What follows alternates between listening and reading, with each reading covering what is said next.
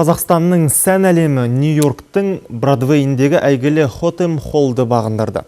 Еліміздің жетекші дизайнерлері ұлттық нақышпен көмкерілген сән үлгілерін ұсынып, эстрадамыздың танымал әншілері халық әндері мен заманауи стильде өңделген күйлерді орындады.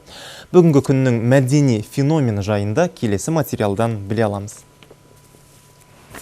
Дональд Трамп пен Хиллари Клинтон Нью-Йорктағы праймеризде жеңістерін тойлап жатқанда қарсы көшеде қазақ әуені асқақтады. Домбырадан күй саулап, әншілер өз өнерін ортаға салды. Ұлы дала сазын тыңдағандар мұхит кешіп келген музыканы ұнатқан секілді. Бродвей қазақ мәдениетімен танысты.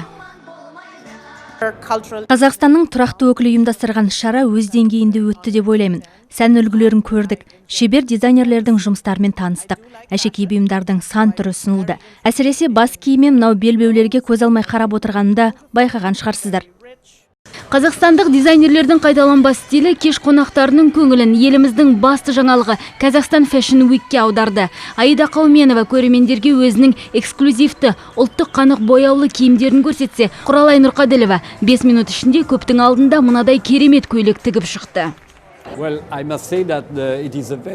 Шындығына келсек, Италия өкілі ретінде мен мықты бәсекелестік туғанына аздап алаңдап қалдым. Біз бүгін сән әлемінің жаңа жарқын өкілдерін таныдық.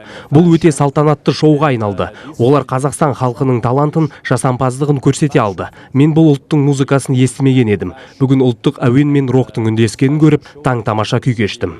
Біресе Құрманғазы болып төгіліп, сосын Дәулеткерей, Тәттімбет болып жалғасқан қазақ сарыны Моцарт, Вивальдидің туындыларына ұласты. Ұлытау рок тобының орындауында ерекше үндестік тауып, Бродвейдегі Хотем Холлды жаңғыртты. Меруерт Айтқазықызы, Майра Абдрахманова, Ринат Садыров, Хабар, Ақш.